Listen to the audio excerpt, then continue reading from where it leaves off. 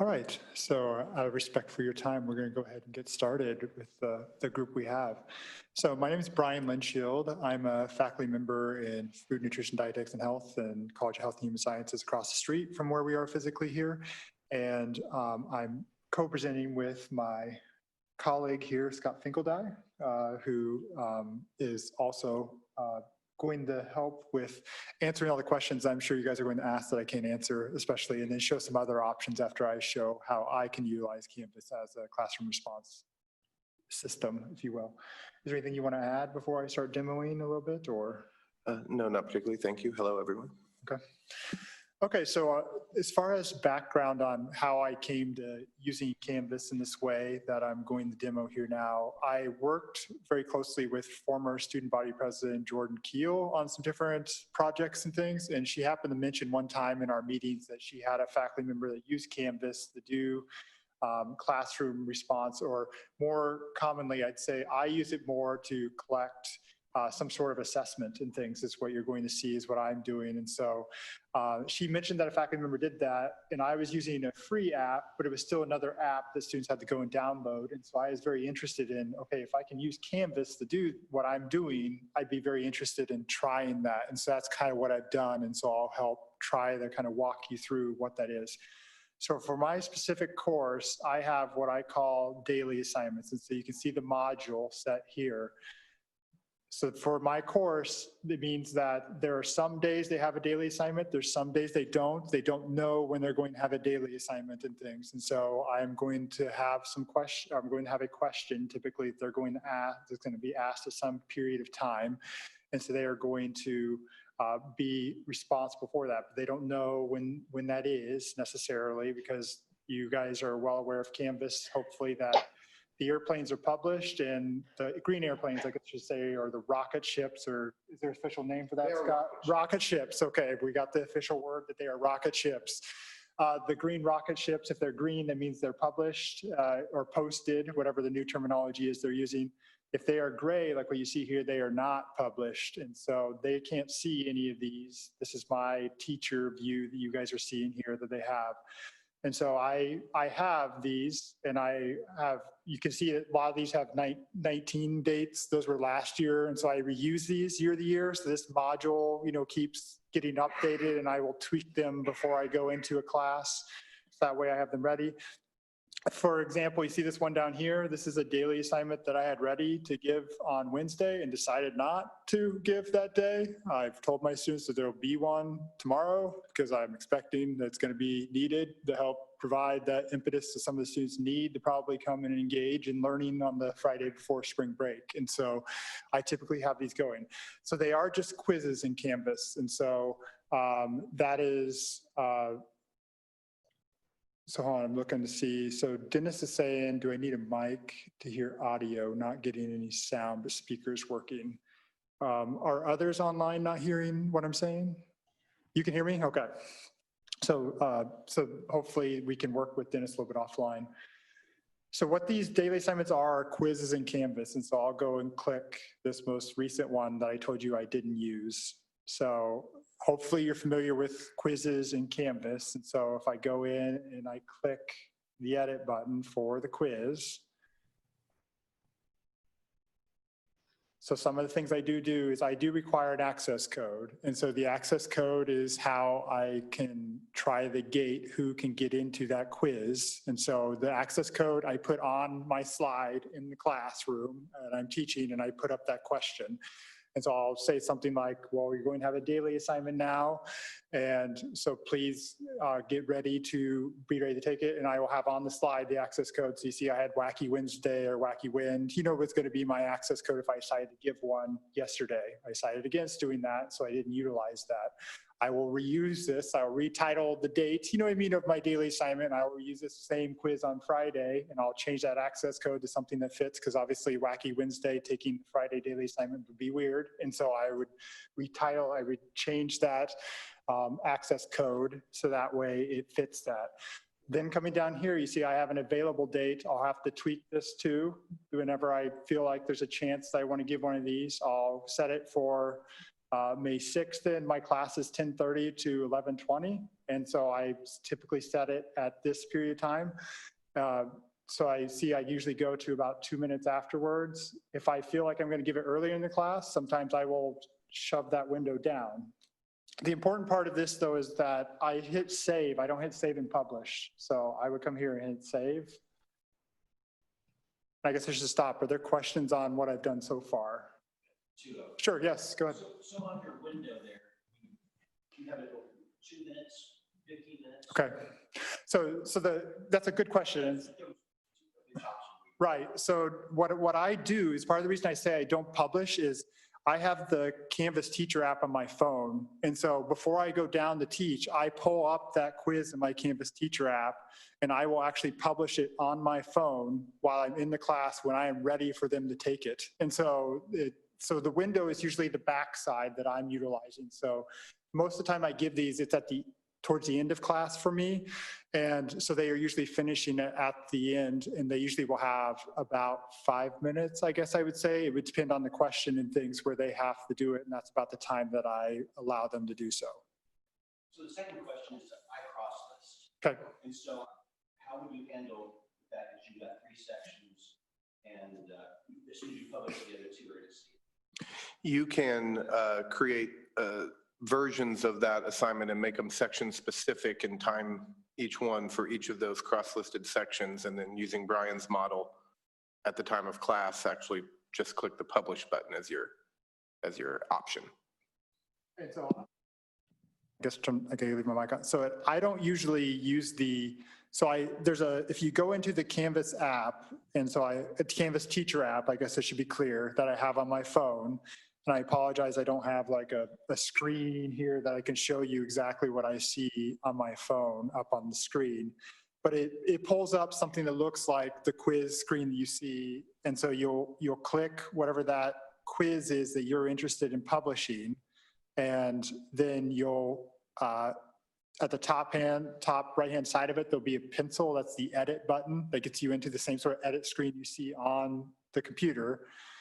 And then within there, you go down a little bit, and then there is a publish slider. And so you have to slide it to the right. And so it is not, it is, I guess I'd say grayed out. I don't know if that sounds accurate. Yeah, it's grayed out. And as you note, it's not a one-step process. Correct. You've kind of got to click through to get there. Right. And so you get to and so I usually have everything I've described, I've done in my office before I go to class, I guess is the other thing that I want to say. So that when I get to class, it is, you have to click the publish button, and then the other important thing to do is you have to click save at the top, because keep in mind that it's viewing this as a quiz. So I click 2 things. I click publish and I click save, and then my students know that now it publishes up, it'll populate in that module. I think it also comes on that right-hand side, if you're familiar with Canvas over here, as one of the things that they have to do. So The to-do list. Yes, to-do list right over here. I think it populates over here. And so then my students, usually after we do it once or twice, they are very efficient at getting in to the daily assignment for me to be able to work with them in that way. If I may comment on Brian's process here. So as he pointed out, he's building this beforehand in the web browser on his computer, but then in class, he's using the Canvas teacher app. All of you might not be aware, but in the App Store and the Google Play Store, Canvas has separate apps. There's one called Canvas Teacher, and there's one called Canvas Student. So you, of course, as an instructor would want the Canvas Teacher one, and it gives you a somewhat focused view of your classes and allows you to do specific things allegedly quickly, although as you heard from Brian, that publishing is still multiple steps. And the students have a version of that app they can choose to use as well that focuses them on taking an assessment like this. But I wanted to share that those apps existed and just make sure that was clear, but also point out that it does not require the apps. Your students can be doing this, of course, on their laptops or phones in the regular web browser too. And Brian could be managing that last step in the web browser as well. He's just choosing to use the app for that. So just wanted to make sure people were clear that the apps or the browser are both viable options for both halves of this equation. When I first started, I would oftentimes carry my laptop down with me just because I was more comfortable with that. But now as I've gotten more comfortable with the teacher app and things, I'm fairly confident in my ability that things are set up correctly and I can just bring my phone down, you know what I mean, and hit the publish and save, and it's worked fairly seamlessly for me in that way. And then on the back side, it drops in the speed grader. Now, my assessment style is I don't do multiple choice and things, but it brings up, and if you're familiar with speed grader, you know, it has all their responses in there, and then I can give their score that they are. I'm not also you're a warm body here, I'm giving you the point. You know what I mean? It's that their response matters on how much credit they're going to receive for completing that daily assignment question. And so I'm able to give them that score relatively quickly. And I was telling Scott that the app I used to use, one of the problems was that it wasn't synced directly into Canvas. And so it was always a little bit of a mess on trying to get the correct score and response back to students. And so this has been better from that perspective. And they also can see their answers. And my style for how I use these is they complete these. Oftentimes I say at the end of class, the next class period, I will come back and I will talk about what the answer is, though I've seen the score. I don't have like a answer key that I put in there for them because I want to generally talk to them about this. And then the other reason I do that is, and this is just my, my style, is if I have a student that's gone, I will send them, and they tell me beforehand they're going to be gone, I will send them this question that they can complete to get the credit that the other students did for the daily assignment that were there in class. And so that lag period allows me time, you know what I mean, to get their responses back and then be able to score them or assess them on that before I reveal what the answer is to the whole class. There are questions on what I'm doing. Yes, Andy. We use classroom response systems often to get a sense of what the, in the middle of class, to get a sense of are they following? Can you get a histogram of how many people chose A, B, C, D quickly? You can. The quiz statistics portion of a completed Canvas quiz has a histogram right at the top that's sort of immediately generated. But I think maybe more to the spirit of your question, it is still a secondary analytics page that you have to go to look at that. It is unlike a polling system that sort of its goal is to immediately display those results in the same place that you're administering it. You said that you can get the statistics on a completed quiz. Does the quiz have to be completed? Sorry, thank you for clarifying that. No, those statistics are real time, so they're updated, and anytime you refresh the page or revisit it, and they grow as students respond. There are other questions at this point, because I think we're at the stage where I was going to turn it over to Scott and let him talk about some other options that are available beyond just what I did and things, because that might be useful to others as well. I have one question. Yes. You mentioned students that were sick or absent for whatever reason. If they email you ahead of time, you can arrange that. But what about students that just don't go, but they have a buddy that texts them the access code while they're at home? So I haven't had too much issue with that myself, partly because of the time, you know what I mean, stage. So the question is, and I guess I should go in and show you what it says. I apologize, I didn't do that. So if we actually go and preview what they see, it says, please answer the question projected in class. And so they have to get a text that would be the access code and the question.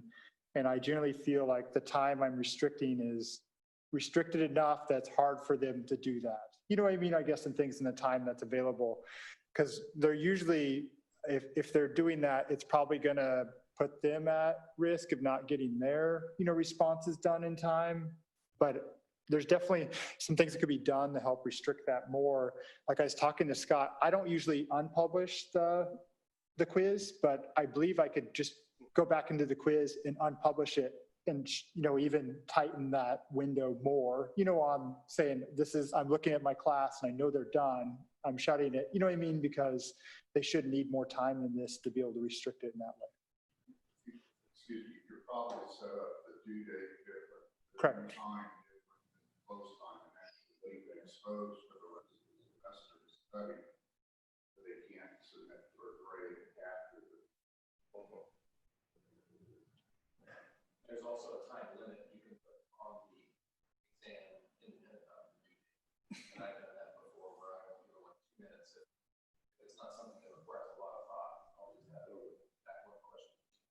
So is that, so just for those that are on Zoom, so that you're describing that you put a time limit and so that's when they, time limit from when they access it, it gives them 2 minutes? Is that how that works? Okay. Yeah, the time limit in Canvas is you can set it by minutes, and then when the students visit the page for the assessment, there's a start button, start this assessment. When they click that, their timer starts. And so each person has an independent X number of minute countdown. And at the end of that countdown, and this is an important detail to realize, it does not auto submit, which might be your expectation. It does record the state that they're in at that moment, but it's still on the student to submit. So, and the value of that is you'll know if they submitted late because you'll see still the recorded actual submission time, but it also has value for the students because it allows them to finish what they're doing even if they didn't make the time, and that's an anxiety issue among other things for people. So note that the time limit does manage the time for you as you described, and you will know by red flag, so to speak, if they submitted past the time limit, but they are allowed to submit past your time limit. Is there a limit on how late they can do that? I mean, if I'm in class and I have a question and I don't submit and I turn around in an hour and I don't click my laptop, I go someplace else an hour later, 2 hours, or a day later, I still submit.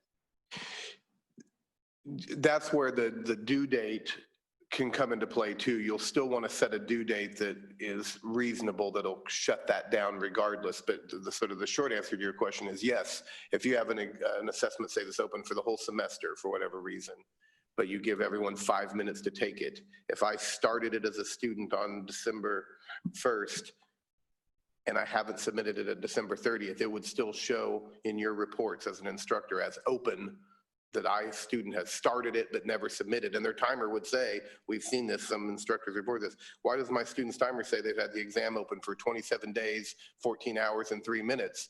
It was only a 3-minute quiz. Well, that's because they never submitted, so it's still open on their side. So you'd use the due date to help further control that. What I'm using is Top Hat right now, and I guess need to potentially find an alternative that's, I'm not seeing anything it's doing what Top Hat's doing in the easy, or weakness of Top Hat that I'm aware of, but it just, I'm giving up something if I'm going to Canvas or always check all the reports and not doing now in this small window. Yeah, I think to your question, and this is a good chance to address this, I think broadly, there is not a perfect answer to this, I don't think. And oh, thank you, Tucker. Brian's question was that he is currently using Top Hat and he finds some real advantages to that over using some of the things described in Canvas. There are also some limitations, as we are well aware. And his question is, how do I make that choice? How can I make that choice? There is not a perfect answer for this. First of all, of course, we all know people have some unique needs, unique class sizes and situations that may dictate specific experiences.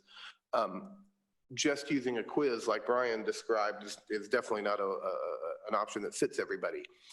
Canvas, from a philosophical standpoint, wants to be more like your cell phone than like a platform that does everything. It wants to be a good piece in the middle that facilitates things, but it wants to allow you or groups of individuals to make specific tool choices that fit your need.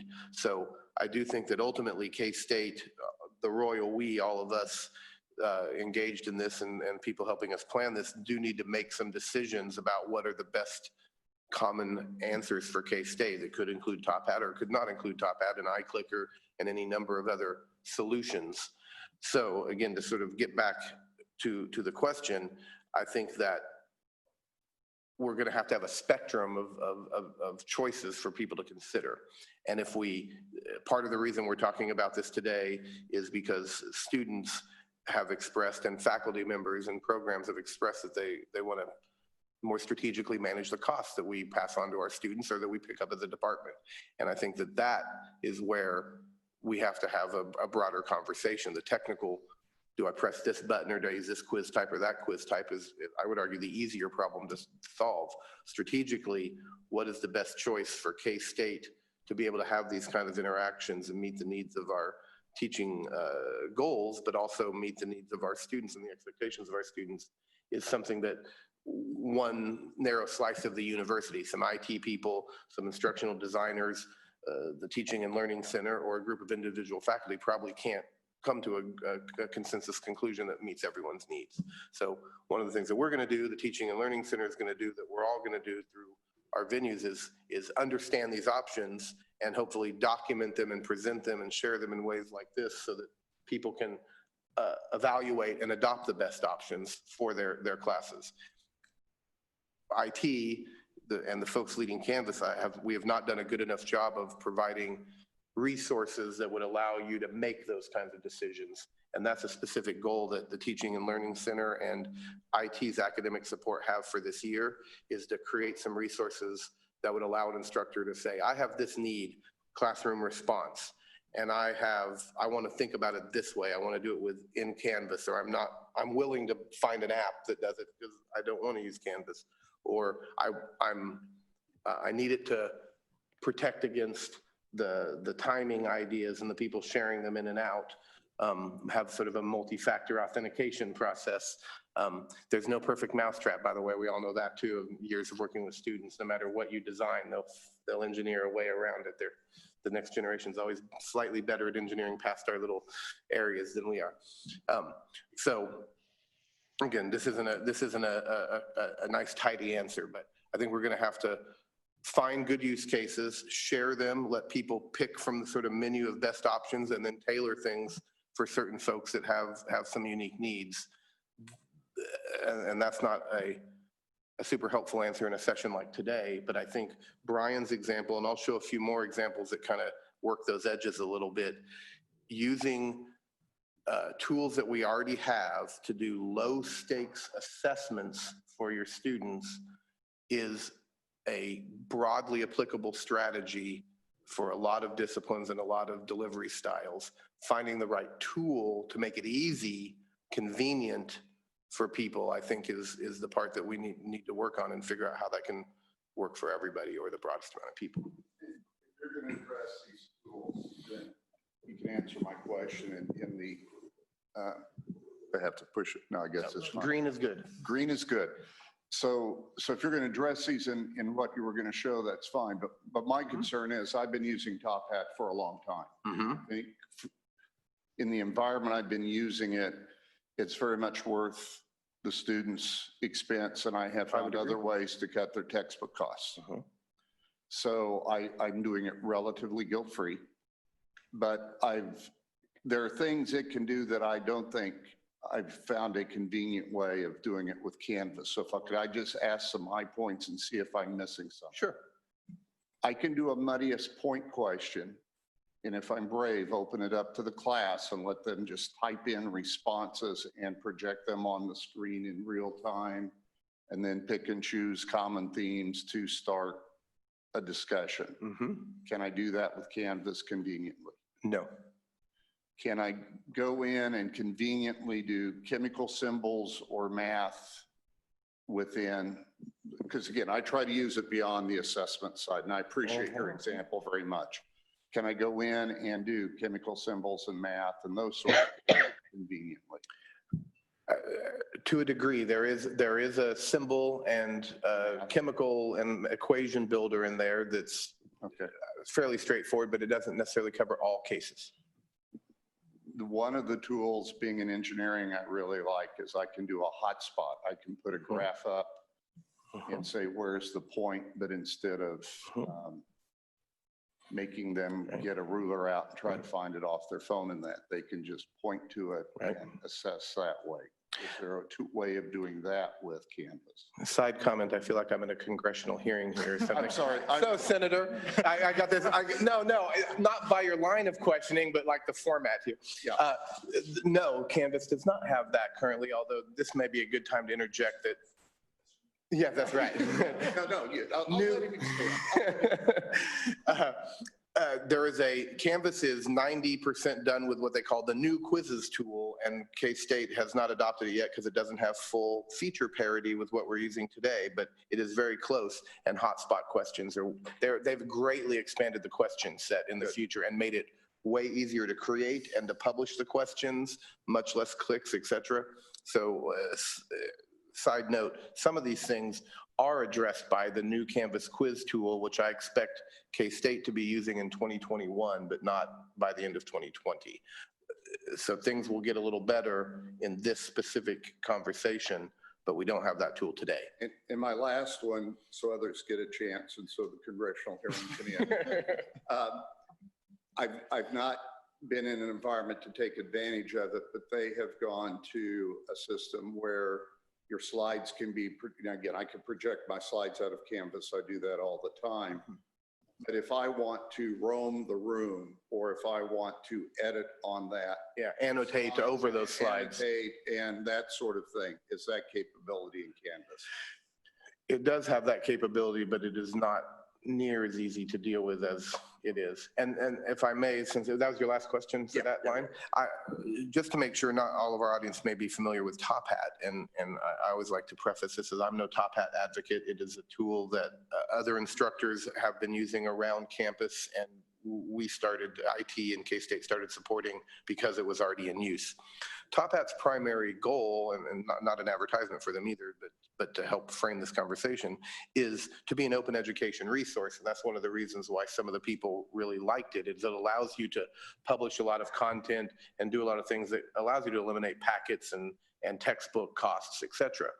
But it is also so darn convenient for simple attendance or simple response that some other folks on campus have adopted it to address that process need that they have. And that is skewed the student's perspective, I think, of part of the value proposition. Like you said, you and I have worked together on this for a while. I agree that you're using it in a way that I would not feel guilty about. But some others aren't, and that's coloring people's perception. So I did want to share broadly that no value judgment on the pros and cons of Top Hat in general, but know that it does have some value beyond sort of simple attendance and response, and that's why people have gone down that road. There is the new quizzes and third-party tools like iClicker, which, by the way, again, worth noting, iClicker also has a completely mobile-based version of their system besides the physical iClickers. And K-State does receive value from having physical iClickers because there are programs and classes where the rule set is that students can't bring their mobile devices into the classroom, and instructors would prefer that they have something like a physical iClicker rather than pull out their phones. And then if you're knee deep in cattle guts or something too, I suppose you might prefer that to your personal cell phone. Again, I think part of the thing that we need to do is try to address our immediate needs with solutions and use cases that we can help people understand today, but have a focused conversation around K-State about what the value of these tools are and how we can strategically make choices that impact ourselves, our programs, and our students in the ways that we expect them to be impacted instead of randomly assigning costs to them through a tool like this. So with that, more questions and we'll show examples. Please. So I'm aware of the student resolution here. Okay. And next semester, in the fall semester, do I abandon Top Hat now? Or do I keep doing Top Hat and bear whatever the brunt is of that? This is opinion, obviously, and not policy or anything, but and I've spoken with the students, and actually relevant, I'm meeting with the student that authored this resolution for a second time later today, so I'll be happy to share any comments or feedback with those students. But no, that is not what the students are asking currently. They are asking that we the Royal, we make strategic decisions and do a better job of helping them be aware. I'm not sure if all of you are aware, but there are new federal Department of Education guidelines that K-State is required to follow that we must do a better and more complete job of listing up front before the registration step what the actual cost of participating in the class would be. And that includes subscription fees for software like this.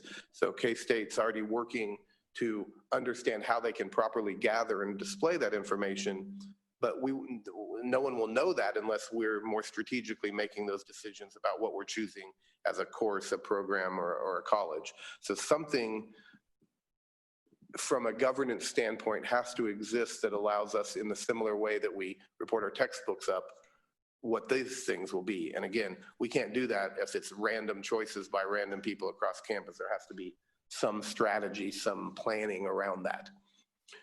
But today, we need to also address what can people be trying now? So no, I don't think you need to abandon what you're doing. I think you can continue to do that, but recognize that this input from our students and from our leadership may cause you to start to adjust those plans. Yes, sir. I use Socrative for a while. Socrative, yes. We're talking with here, you know, so No, I think it is absolutely worth sharing other options with people. Can we bring you a mic so you can get in on that? Sure. Socrative, there are others on campus that have used or are using Socrative as well. I really like it from a cost perspective. You know, if you get it the right time with a discount code, I paid $50 one time for a full year. I can use it across all 4 of my sections, so at no cost to the students. It allows you to be able to create a quiz up front. It's simple. You know, you can do multiple choice, true, false, short answer. You can't do heat map. And it does have a spot where you can upload an image, so that if you wanted to, you know, going back to the chemistry or math formulas, you'd have to do those separately on image and then upload them if you wanted to show those. It also allows to do, yeah, it's a good example of the screen right there. At the bottom, you can do quick answers, where if you just want to do a quick multiple choice question, a quick true false, a quick short answer, you can do that in class. You have the ability to upload your student roster, so they go to your room, they have to enter in their ID, and then you can track any of their answers directly to them. And it's been robust, not super complex, and it's been affordable. And I use it for attendance and for kind of doing some of the discussion stuff in class and quizzes in class if you needed to. I will summarize a couple of things. Again, others have used Socrative, and I've talked with folks about it. Left that part on the screen. It is free, 100% free for students. As you indicated, there's a cost for the instructor to be involved, and how you choose to bear that is obviously your choice. But then it does provide basically streamlined processes for you to create quick interactions, get quick results, and to share those quickly. Agreed.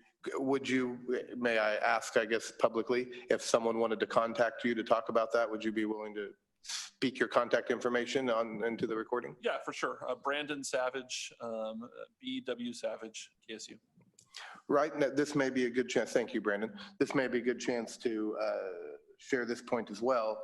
As this conversation indicates, part of the goal of academic technology has been to let individual faculty members make the choice that they think they need to be successful. It does not, there's no world in which IT particularly dictating these are the tools you will use is a good idea, nor is that really going to be true from a teaching and learning center perspective or otherwise. People need to make the choices they need to be effective and successful teachers, and there are a lot of unique styles and disciplines and activities that need to be accommodated. So I think it's important, again, that we have some sort of a place, a structure that allows us to have the right conversation and come to an agreement on what tools meet 80% of our needs, for example, the old 80-20 rule, and make a strategic plan for how we will address those as an institution, support them, communicate about them, and distribute them so that people can make that choice. But where individual instructors have unique needs or for their own reasons, I'll use Brian as an example because I think Brian for a long time has been finding solutions that personally fit his style and his teaching and figuring them out and making them work. We want to encourage that and would always encourage that we would support those kinds of decisions from individuals, because I think that's how you can be successful as a teacher. But we also need to make options available for people who just want to pick from the menu and say, I know this will work, and that my students already know how it works because they use it in other classes. I'm picking this. So that's, I think, the, excuse me, the broader goal of 2020 and 2021 and the provosts and the university's goals on academic innovation and teaching innovation is that this is our chance to codify, to solidify some of these choices and some of these use cases for people without cutting off the opportunity for people to be unique and to solve the problems in ways that they want to be successful. And with that, I can show options and keep asking questions. Please, Ryan. I didn't have a question to add. I was just going to add a point just about top hats. Just to set the stage with the libraries, how this all fits in. It's like the library experiences when we talk about resource lock-in or platform lock-in. how this applies to Top Hat if we start building things on top of these resources that our students are going to have to pay for on an annual or even a 4-year basis. Those costs can like start rising quickly. And to put that in perspective, the best value plan for Top Hat was $75 March of last year. Yeah, so $75 for 4 years, and current pricing is $96. And our agreement, because we signed an agreement with them or whatever, our student price is $24. But like you said, and I'm in full agreement with this, tomorrow they could change that and we would not have any other option, but the students would be paying that. So agreed that is a big part of the strategic thinking about why we would choose or not choose a tool like Top Hat or otherwise. And I think that's an important point to raise, that we're not in control of how this will evolve for our students. And again, I'm not a Top Hat consultant, but I've looked at this for a long time, and I've worried about student costs. But they have worked hard with the costs. When I first started, it was $20 a class. It's now $20 a semester, one time for the semester, because of what Scott and his colleagues have negotiated. And if that's a 4-year or 5-year license, and I forget which it is, when you look at the cost of that 4 or 5-year license, there's one department in engineering, I believe, that is basically asking their freshmen to get it the day they come in as freshmen. And they showed us some statistics last fall that something like a third of the students or a third of the faculty on campus are using it. So that cost distributed out over 120 credit hours is not particular. It strikes me, through college, okay, myself, but that strikes me as not being particularly onerous if we're using it for more than taking it. If we're taking attendance, don't do it. But if you can find a way, or if it meets your needs, and it may not meet your needs, but they've seemed to be working over the years to try to address those issues and keep the costs reasonable and manageable. We appreciate that perspective. All right, I'm going to jump into a couple of things. These are not heavy demos or anything. They're just some ideas for consideration. They basically play off of Brian's idea that you would use something built already into Canvas to create an in-class interaction that you could use to manage the edges of how you would either take an attendance piece or create an engagement or take the pulse of your students on a topic, et cetera.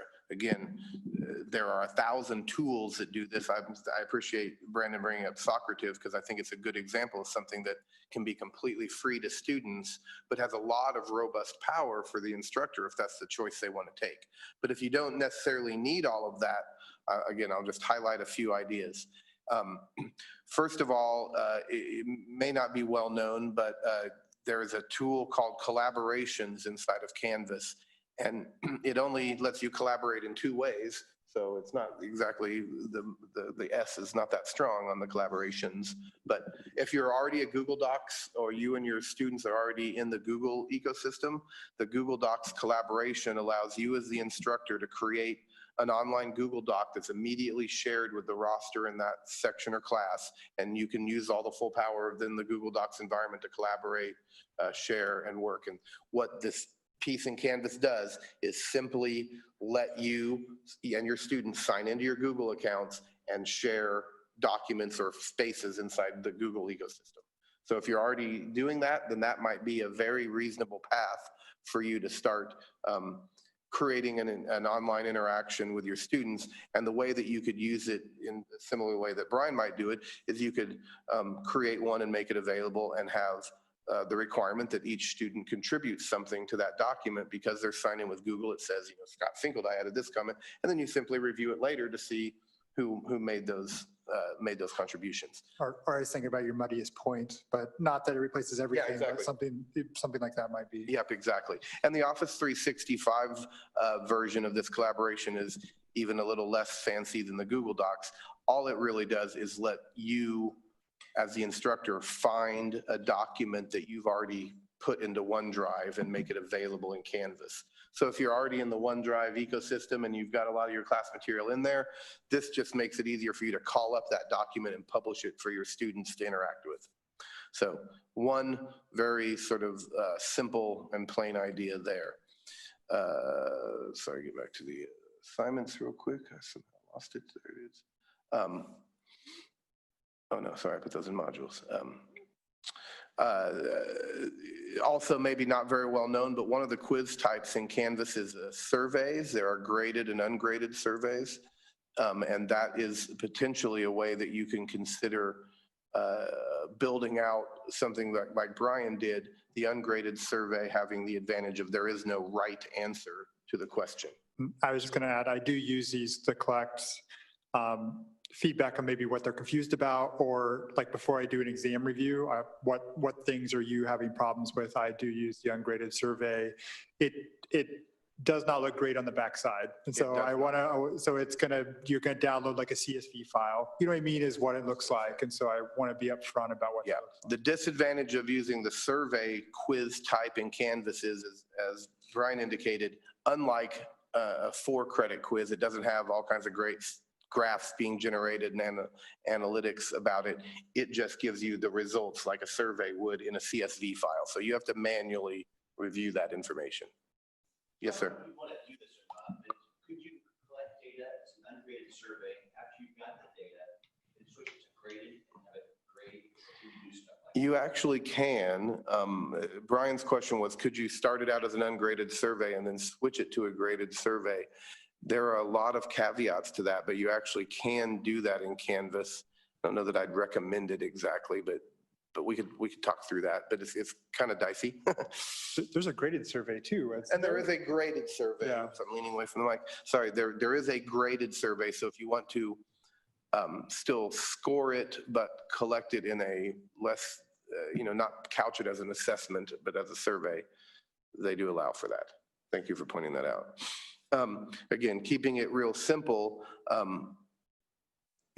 lot of people may not know this either, but the Pages tool, the capital P Pages tool, acts like a wiki. And by default, it's always set to each page you create can only be edited by the teachers, but you can switch it to teachers and students.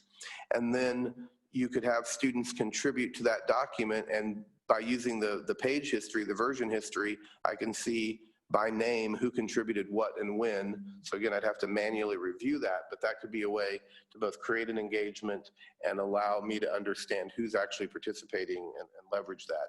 Not exactly a quick thing to do at the front or end of a class, but again, is at least a potential way for you to just use something built into Canvas and get interactive contributions and have a history that you can use to understand when and where they did that. Getting back here.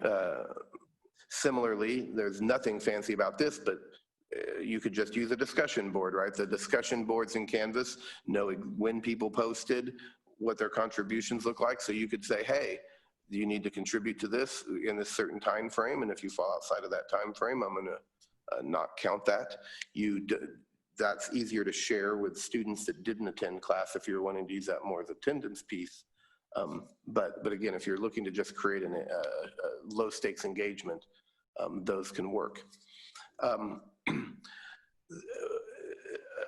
One of the assignment types, and this kind of plays off of Brian's idea a little bit about how he has the question on the board and the code on the board. He's using a quiz, but it has no useful information in it if it were shared. You have to have been in the room. Depending on the type of class you offer, you could have, because you can do like an upload assignment, I was thinking of like journalism and some other areas where it might make sense to have students actually interact with something in the room, against something you're projecting on the screen or on the board.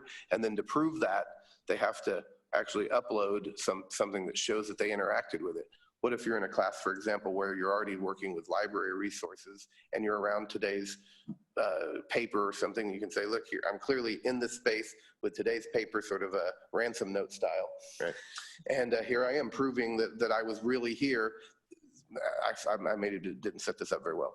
Say you're looking for attendance or to understand people's activity in something that's a come and go lab, for example. That might be a good way to handle that activity. Or attending an event. I think Attending is what an you're event, saying, yes, exactly. yeah. Yeah. Now, the last two ideas are a bit broader. Per Brian's point, I'm not really thrilled about offering people the need to have to install yet an entire separate app to accomplish this, but Canvas did actually build a thing called Polls. And it is again, you can find it if you in Google and Apple Store, and it's called Canvas Polls. It's an app that you and your students have to separately install, doesn't interface with the class in the main Canvas at all. You can open up the Polls app as an instructor. It knows what your classes are, so you can pick classes or specific sections. Then you can create a poll in there, multiple choice, fill in the blank, sort of basic standard polls. And then the students all receive that. They use the same app to take that poll, and you have in the app, instant histogram responses, yes or no bar graphs, that kind of thing. That's all it does, is to let you create polls and push them to rosters that come from Canvas, and you can't display the results back in Canvas to your students. You can't push a grade back to the grade book. It's in the app only. But Canvas does offer that app that's connected to your roster. At least it makes that part easy, quick and easy to create a poll, quick and easy to see the results. So probably best for knowledge gauging questions, or something that you would use not really for attendance, but just to understand in real time what people are doing. But it does require you and your students to install a separate app, separate yet from the Canvas teacher app and from the Canvas student app. There's a third app called Canvas Polls. And then my last, even more radical idea is that, sorry, I gotta escape out of this here. I'm in trouble with that. Sorry.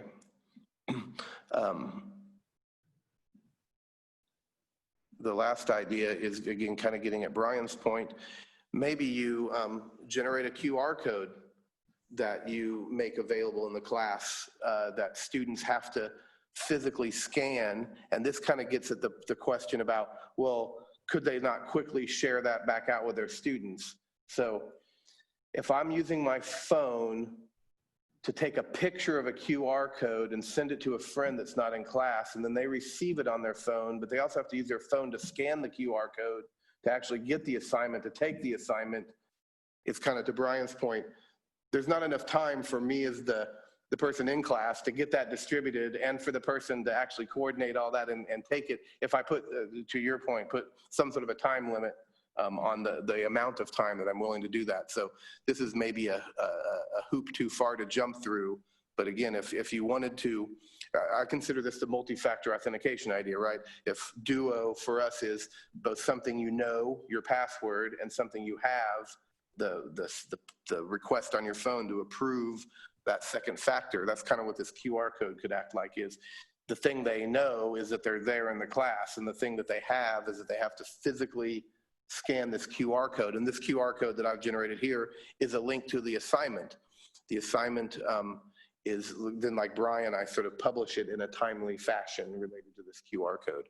So again, that's sort of going a little farther than people may want to go, but trying to think creatively about how you could get past for most people, the idea here is, like Brian's indicating, I create the engagement. I'm not so worried that they may distribute it out to some other students. If they do, it's a minor part of the process, and I'll do some things to mitigate that.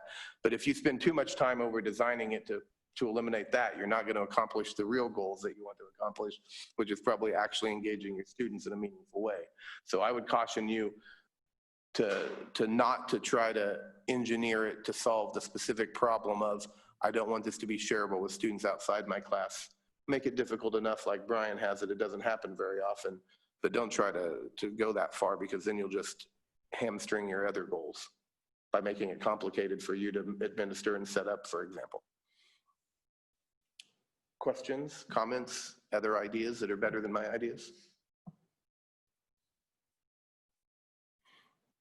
Well, academic technology is going to continue to work with the Faculty Senate Committee on Technology, which represents all of you, with the Teaching and Learning Center, with you as individuals or your colleges or departments, to help find the best solutions for these things and then make them available in a way that again is, I'll just keep using the term strategic, so that everybody knows what these choices are and we can choose to plan around them and communicate about them appropriately, and allow you all as individuals to stay focused on doing a good job of interacting with your students and teaching your students, and not have to get caught up in building too many solutions yourselves. Are there any questions before we end the session for today? I greatly appreciate the engagement and people's thoughts and questions and things you've had, and joining us today, and your interest obviously in education and teaching your students well. And hopefully it's a conversation that's going to continue, and we'll continue to learn from one another. So thank you all for attending, and hope you have a great rest of your Thursday, and hopefully leading into spring break as well.